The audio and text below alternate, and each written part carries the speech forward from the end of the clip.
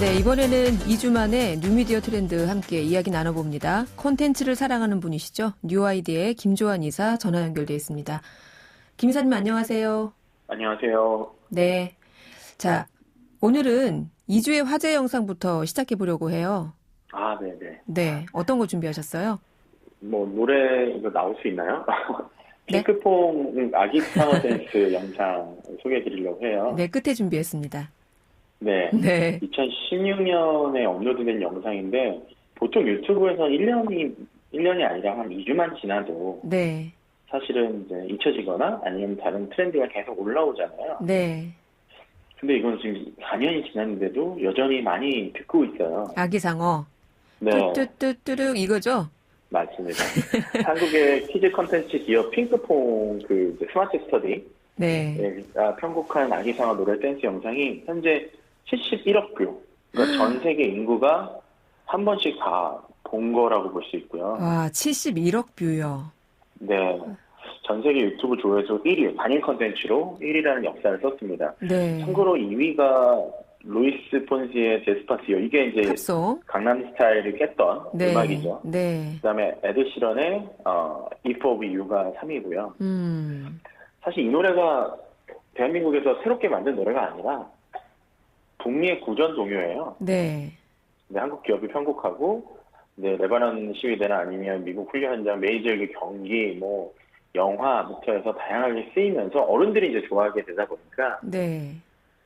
이제 전 세계적인 인기곡이 됐습니다. 네, 저도 그 메이저리그 야구장에서 응원하는 응원하는 이 관객들이 이 베이비샥 아기상어 노래를 부르면서 댄스하는 영상도 봤고, 또 레바논 시위대, 사실 이 시위 현장에서 이 베이비샥을 한다는 게 우리로서는 조금 의아한데요.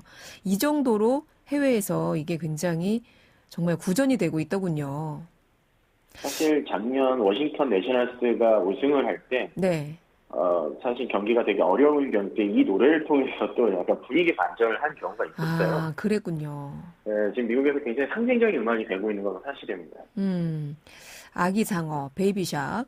전 세계 유튜브 조회수가 좀 전에 무려 71억 회라고 했는데, 사실 유튜브 다들 이용하시잖아요? 이거 억 단위 넘는 것도 굉장히 대단한 일인데, 71억 회. 이미 전 세계 유튜브 통틀어서 1위. 지난 12일이죠. 한국에서는 처음으로, 그러니까 한국 컨텐츠로는 처음으로 미국 음반협회의 다이아몬드를 받았다면서요?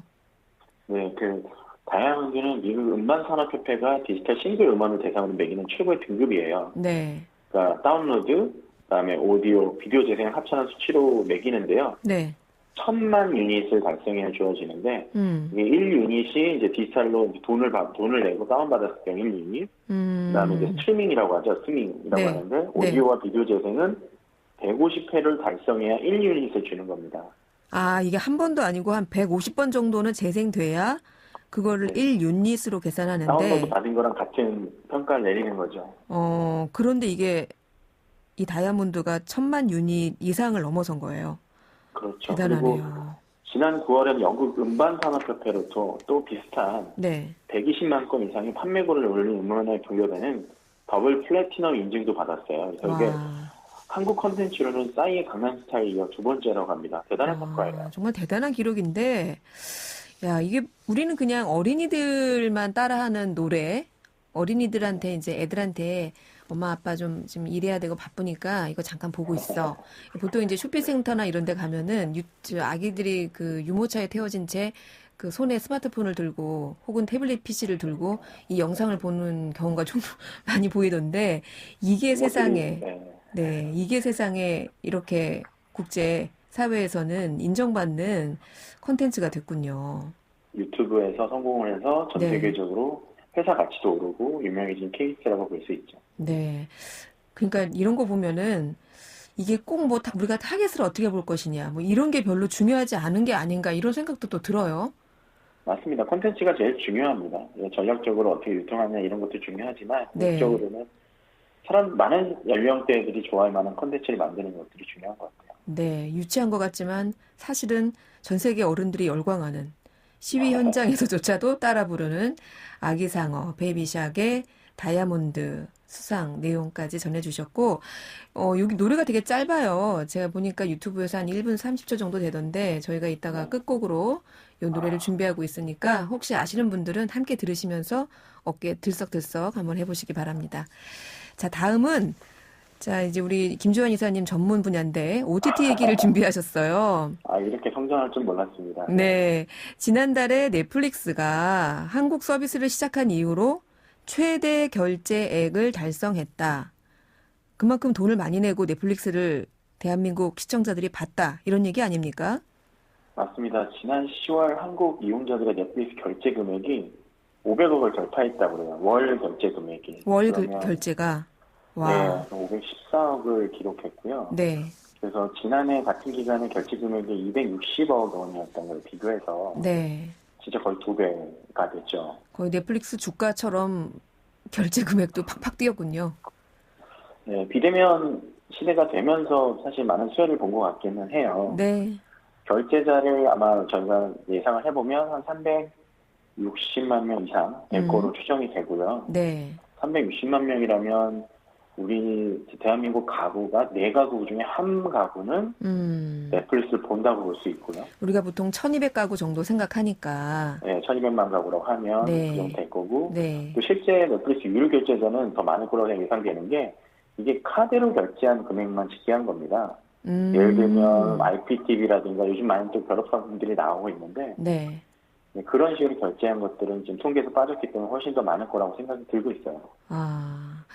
그래요. 코로나 때문에 사실은 어디 갈 데도 없고 주말에 사실 집에서 많이 보거든요. 혼자 침대에 기대서 핸드폰으로 넷플릭스 보는 게 일상이 된 분들도 많으시던데 그러다 보니까 넷플릭스가 이렇게 또 결제 대금이 사상 최고를 기록했다고 하는데 그런데 이 OTT의 평균 이용 시간은 이런 기사도 있더라고요. 넷플릭스보다 우리나라의 토종 OTT 웨이브가 더 길다. 이것도 기사가 크게 났던데 이거는 어떤 의미로 봐야 할까요? 좀 더 설명드리면 글로벌 앱 분석 업체는 앱M이라는 곳이 있어요. 그래서 네. 3분기 한국 동영상 스트리밍 상위 10개 앱의 평균 이용 시간을 조사해본 결과 1위는 당연히 유튜브고요. 1위는 유튜브. 2위는 아프리카 TV. 3위는 아마존에서 운영하고 있는 게임 방송 채널이 플랫폼인 트위치. 네. 4위가 아까 방금 말씀하신 웨이브가 되고 5위가 넷플릭스, 6위가 티빙 순서였어요. 네. 그래서 전년 동기와 비교해봤을 때도 전체적으로 비디오 스트리밍 앱 이용자 규모도 늘고 시간도 늘었습니다. 그러니까 결국엔 집에서 있는 시간이 많아졌다는 거겠죠. 네. 근데 저는 이렇게 보고 있어요. 웨이브는 사실 넷플릭스와 동일하게 비교하기 어려운 게 실시간 방송 서비스를 제공합니다. 그리고 퀵 VOD라는 기능이 있어서 웨이브가요? 시간이 조금 지난 방송도 본방처럼 캐치 빠르게 그러니까 10분 정도 지났다고 해도 네. 그거를 10분 방송 시작하는 부분부터 볼 수 있는 그런 기능들을 거의 실시간 같은 개념처럼 제공을 하거든요. 네. 온디맨드 서비스는 저희가 선택을 하고 선택하지 않으면 볼 수가 없잖아요. 네. 근데 TV는 말 그대로 이제 외부같이 실시간 방송 서비스라는 경우 틀어놓는 경우가 많기 때문에 그리고 사용자층이 넷플릭스가 더 많다 보니까 네. 헤비 유저라고 하는 네. 사용자들이 넷플릭스보다 웨이브에 좀 더 많은 것이 아닐까라고 생각이 듭니다. 그러니까 넷플릭스는 보통 이제 영화나 오리지널 콘텐츠 보려고 많이 이용하는데 이 웨이브 같은 경우에는 TV 방송을 많이 보다 보니까 몰입해서 보지는 않을지 몰라도 일단 틀어놓는다. 그렇죠. 네, 그렇다 보니까 이용 시간 자체는 웨이브가 더 길 수 있다. 이런 분석이시네요. 네. 그러면 지금 시점에서 이런 OTT 시장을 좀 평가해 보면 넷플릭스의 강세가 두드러는 지지만 이 웨이브나 뭐 티빙 같은 국내 OTT도 뭐 못지않게 성장하고 있다 이렇게 봐야 되나요? 네, 어쨌든 같이 성장하고 컨텐츠를 어떤 누군가 모두 독점할 수는 없다 보니까 웨이브나 티빙 같은 서비스에 갖고 있는 그들만의 콘텐츠를 보기 위해서 사람들이 네. 많이 들어가는 경우도 있고 네. 특히 넷플릭스랑 한국도 마찬가지지만 해외에서도 많은 방송사들과 경쟁을 하고 있잖아요. 네. 그러다 보니까 넷플릭스가 갖고 올 수 없는 콘텐츠를 웨이브에서 갖고 오는 경우들도 발생하고 있고요. 그러다 네. 보니까 자연스럽게 뭐 넷플릭스만큼의 속도는 아니더라도 시청자들이 점점 늘어날 수 있는 환경이 늘어나고 있고, 그리고 넷플릭스 서비스를 찾다 보면 요즘에는 뭐 넷플릭스 앱이 있는 곳에는 항상 웨이브나 티빙들을 추천해주기도 하거든요. 네. 그러면서 같이 성장할 수 있는 토대를 마련하고 있다라고 보시면 될 것 같습니다. 자, 이렇게 OTT가 뭐 국내외 가르지 않고 이렇게 함께 동반 성장하는 거, 그 좋은 건데, 근데 이렇게 시장이 커져서 그런 건가 봐요. 그 음악 저작권과 관련한 뭐 잡음들이라고 해야 될까요? 공방? 이런 얘기가 계속 또 나오더라고요. 네, 지금 한국음악저작권협회, 뭐 이제 음저협이라고 많이 부르는 음저협. 과 네. 국내 OTT 업체와의 저작권 요율 공방이 계속 이어지고 있습니다. 네. 쉽게 좀 합의점을 찾고 있지 못하고 있고요. 그러니까 국내 OTT 기업, 그러면 이 음저협이 이렇게 잘 나가고 있으니까 OTT 기업들이 그 OTT 기업에서 나가는 이런 영상 콘텐츠나 뭐 음원 콘텐츠에 대해서도 저작권료를 내라 이런 거예요? 그렇죠. 예. 그래서 지금 뭐 전 세계 1억 9,300명의 넷플릭스가 영상 수익의 2.5%를 저작권을 내고 있으니 웨이브라든가 이런 플랫폼에서도 이제 내야 된다. 전체 매출의 2.5%를 내야 된다고 하는데, OTT 기업들은 이제 보통 음악 저작권료를 방송물 재정송 서비스 규정에는 0.625%로 되어 있어요. 아, 저희 같은 방송국들, 네. 방송국들하고 이제 음저협이 저작권 계약을 맺을 때는 0.625%. 네. 아, 그럼 동일한 평가를 받아야 된다라고 하고 있는데, 네. 아까 말씀드렸지만 넷플릭스와 다르게 웨이브는 이렇게 방송물 라이브 뭐 이런 실시간 이런 쪽이 강하다고 말씀드렸잖아요. 네. 그래서 이런 주장도 사실 저는 일리가 있다고 보고는 있거든요. 근데 넷플릭스가 이렇게 영상 수익의 2.5%면은 이게 굉장히 큰 거거든요. 이렇게 저작권료를 많이 내는 줄은 몰랐는데 실제로 저도 궁금합니다. 진짜로 그렇게 받고 있는지 아니면 단순한 주장인지. 그러게요. 왜냐면 아까 말씀드렸지만 한국에서 500억씩 월 매출이 나오는데, 네. 그럼 1년에 따지면 6천억이거든요. 그러니까요. 네, 그러면 2.5%면 거의 100억 가까이 되는 돈을 내고 있다는 얘기인데, 그게 맞는지는 저도 잘 모르겠습니다. 글쎄요, 이게 뭐 당사자들 간의 계약이기 때문에 우리가 저작권료를 얼마나 받는지까지 디테일하게 들여다볼 수는 없지만 그게 사실이라면 상당한 금액이고, 근데 이제 국내 OTT 기업들 이제 좀 성장하나 싶었는데 이렇게 또 높은 저작권료, 물론 저작권 중요합니다만, 네, 그런 부분들이 또 논란이 되고 있군요. 그렇습니다. 자, 마지막으로 저희가 시간이 짧게 남았는데요. 네, NC소프트 얘기 또 하나 갖고 오셨는데, 이건 무슨 얘기예요? NC소프트가 최근에 이제 K-팝 관련된 커뮤니티 플랫폼들이 많이 나오고 있어요. 뭐 네. SK의 리슨이라든가 최근에 상장했던 빅히트의 위버스, 이건 한번 저희가 소개 한번 드린 적이 있죠. 네. NC소프트가 K-팝 아티스트와 팬이 라이브 영상 메시지, 사진 등을 소통할 수 있는 플랫폼인 유니버스라는 앱을 출시한다는 소식입니다. NC소프트면은 그 게임으로 되게 유명한 회사잖아요. 그럼요. 네. 근데 K-팝 엔터테인먼트 사도 아닌데 K-팝 아티스트와 팬들이 소통하는 플랫폼을 런칭하겠다. 유니버스. 맞습니다. 네. 네. 좀 기대가 되기도 하고, 왜 NC소프트가 여기에 관심을 가졌을까?